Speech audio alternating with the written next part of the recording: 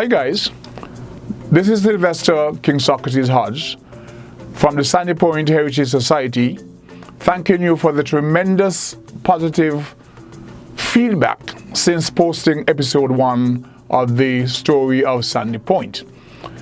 Episode 2 has a very special feature, one that we are very proud to share with you. In a few short days, the Federation, well-wishers around the world, and Sandy Pointers especially, will be observing and celebrating the 100th birthday of Miss Angeline Rivan, more lovingly known as Teacher Ann.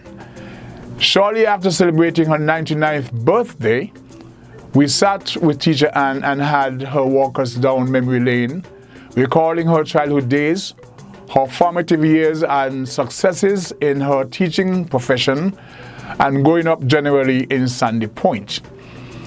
While we will be hearing from other former educators such as Mr. Calvin Patty Ferrier, Miss Sylvia Mills, Lloyd Williams, and retired businessman Mr. Milton Smith, in their very own words, the next 2 episodes will feature unfiltered excerpts from the interview done with Teacher Ann at age 99. Take a view. It is roughly 1:45 and today's date is the 22nd of April. We are in the home of a very celebrated lady, known very popularly throughout the island as Teacher Ann Rivan. Most folks would say Teacher Ann. Yeah, my name is Angeline. Angeline Rivan. And we are of the Sandy Point Heritage Society. My name is Sylvester Hodge, and with me I have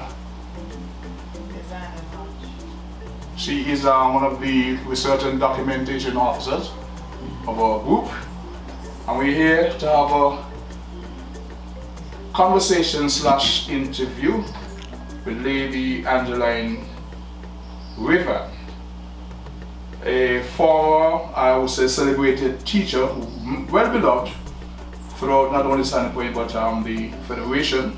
Yeah, but I was honored by the Queen too, you know. Honored by the Queen. That was last year on your 98th birthday, Right, was it? right. And now you clocked 99 just about a month ago? I think so. A lot of us don't, hold on there. A lot of us don't reach those milestones, so it's a blessing we have to celebrate. But we want to ask you, in your own words, to speak to us in your own words as to your recollection, your childhood growing up in Sandy Point, your education, how you got involved as a teacher, etc. Things that you would know about.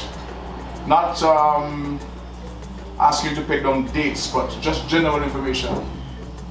As a person growing up in Sandy Point, as a person respected, you would have achieved quite a bit. We just want to hear from you. Well, you know, when I attended school, there was a lady by the name of Annie Locker. Annie Locker.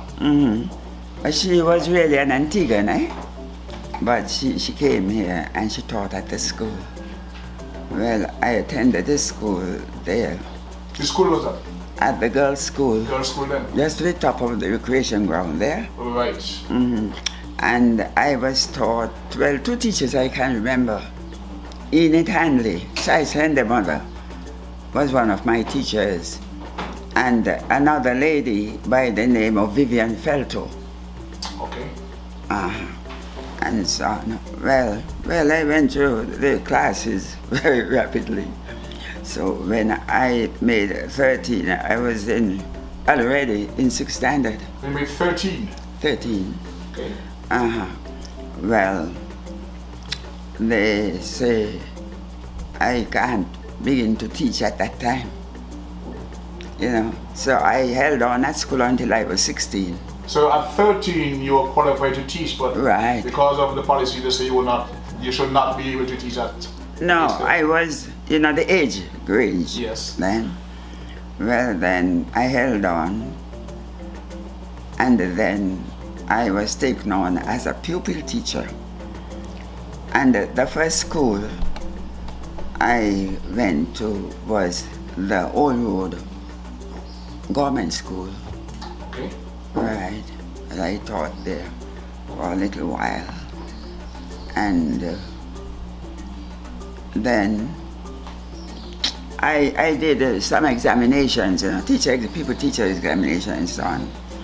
Was very successful and so on. Went on to have evening classes. So when evening classes came to St. Kitts, I was nominated to teach English. Oh.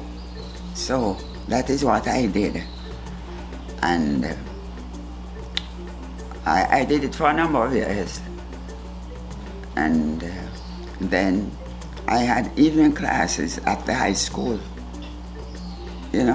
After school, I'll come home and then go back around 5 and teach adults. Okay. Adult classes. Those are persons who would have left school maybe 2 years or something like that.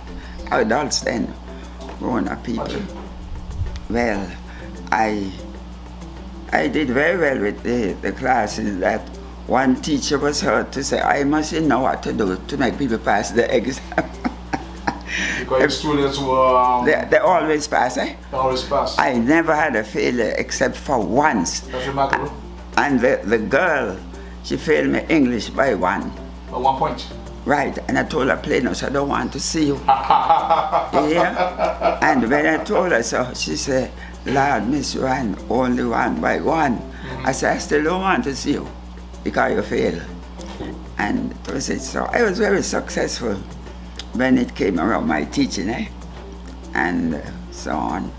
And then, having taught the evening classes, they were all like Prince. You know Prince? Yes. Where he attended my evening class, and Julie. Julie Goldberg? Right. Quite a lot of them. As a matter of fact, I had students from Challengers all the way down to DFA. Right now, I have a lady there who attends our church. She is from St. Paul's and she came to one of my evening classes. Delka is the name. Very nice lady. She's a Methodist. And so I had no regrets at all, because once when I sent in the 33 people to do English. 33 persons? Right. To do exams? Right, English. And just this one girl failed, and she cried, she said, she only lied, I only failed by 1. Because I told her, as I told her before, I didn't want to see her again. And, well, I had the record for English, teaching English. More successful. Right. Everyone, student right, right, for English and everything. That, I went off to college, in Antigua. Antigua? The Teachers training college? The teachers, what do you mean? The teachers training college. I went there for a year. You recall the year or the time frame? It was, I wonder if it was 1996 something. I forget that. Okay. I don't want to give you a wrong date. Anyway, I went to Antigua, was very successful. I would have had my certificate if I knew. I could have asked Vaughn, because Vaughn was doing some research. Vaughn Woodley. Right, and yes. He chose me. So he sent for all the documents I had, one day to help him. And up to now, he has not returned them. We have to put him up on that. But I promised to ask him to let me have them, because I can't, whenever anybody come and they want information, I tell them, well, he has them. I understand. Right. So. He has been in discussion with Dr. Wilson. I know that. And myself. They're friends long time. Yes, on the same topic of the story of Sandy Point. So part of his research, as you indicated, was having your documents. So you see, you have a wealth of information that people need. But only those who know. I think up until 5 years ago, we still what we call marking papers. Sure. And I even used to mark papers for the prison, As a matter of fact, I was asked to come to the prison to teach English. But I said stupid. I said, me, I, I am not going. I am not going. So when they come out and they see me, they knock me out. No way. So I didn't go to the There's a business. story of the bus drivers on the road. They had all this loud music, this vulgarity, while they're driving back and forth with the passengers. And someone recounted a story to me that during one of those instances, you jumped on a particular bus with that kind of conduct, and they just turned the music down. All of a sudden, very respectful, Right. and that is a lot of respect that you would have had. So I don't think anybody Right. would come back at you. And with negative I could remember once, it was afternoon and I was going into Bastille, and I got on a bus with a lot of men who had been working in the country. So they're going home to Bastille and so on. And they were making a lot of noise and going on. I said, let me tell you all something. You either hush or let the chauffeur put me off right here.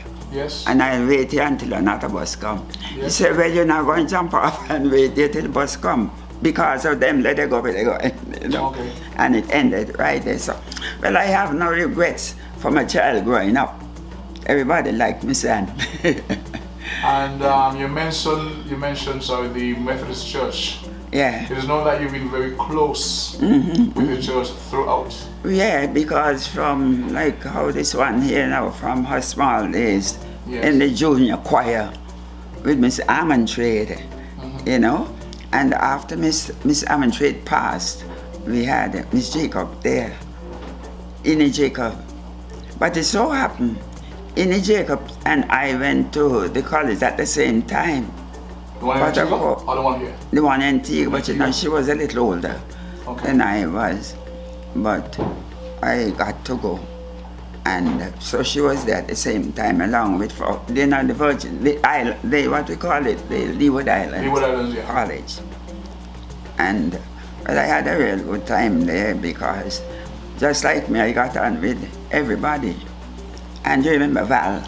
Val Water? was there at the same Val time. Water? Right. Yes. So Val, the lady who taught us English, Val happened to be sitting close to me in the class, and she was saying something, touched me, say, Rivan, she don't know you teach English now. Because always she's saying, you don't know. We don't know. So it came to me, and to him, like I was wasting time. Because what she was trying to put over You don't is pass what, through, right. and you probably would And then jealous. with the class. But then it's just to go to the Well, yes, because I was process at to the get college, Yes. and it was Leeward Islands College, right down to Tortola, Dominica, and Antigua, all around. And that curriculum was crafted where? In the UK, United Kingdom? No, in Antigua, In Antigua? right. Interesting. But well, it so happened that the principal there was a lady from England, Miss Oh. Ford. Okay. So anyway, I enjoyed it a whole lot. We came home for vacation when it was vacation time, and went back and so on. But I enjoyed it. Well, I must say, well, my teaching career was very successful because as a small girl, I started to even teach people who was older than I was, and so on. As I mentioned before, I taught people from challengers right down to St. I Paul's. recall as a small boy seeing you stepping in your pumps and your umbrella, and you've always That is always all had people that say. respect. As a matter of fact, yesterday I was speaking to another former educator, Mr. Calvin Patiferia. Oh yeah, both of us were, And most of the he time. spoke very highly of you, the respect that you would have garnered over the years. Very, very genuine person. I had quite a discussion with him. But then to ask one educator about another, and he's very, very highly respected. I know. And to hear him speak of you with reverence is important because Well, you apart see, from because- what we know, the Well, people you see know- what happened? Both of us worked at the school in the alley.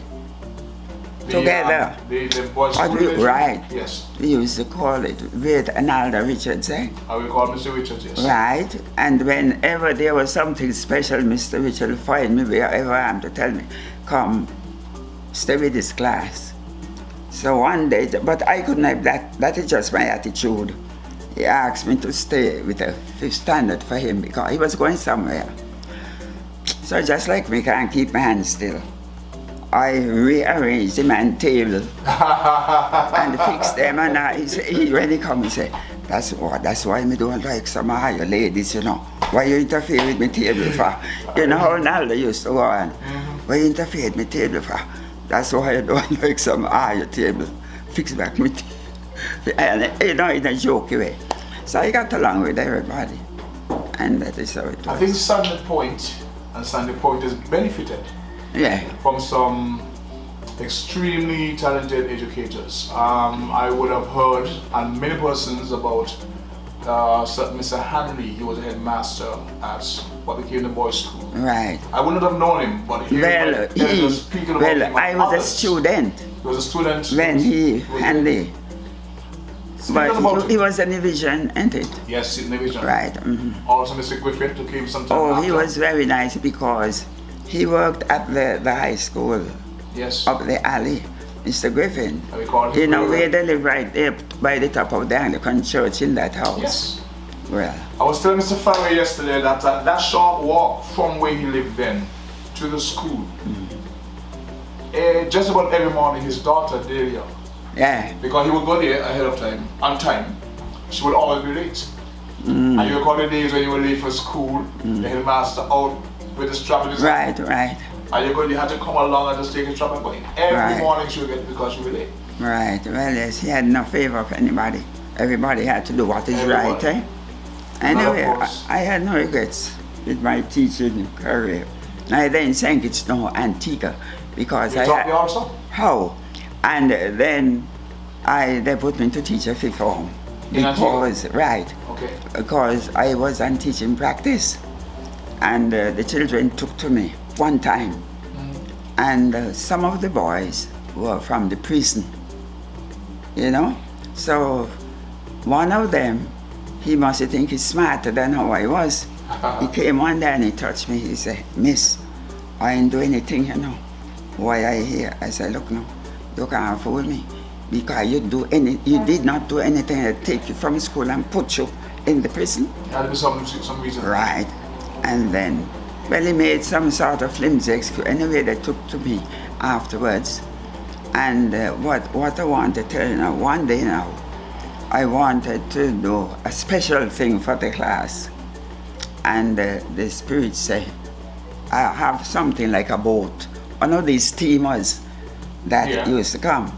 So I can, the lady whose class it was, her name was Rosalind. And the lady said, "What's your name?"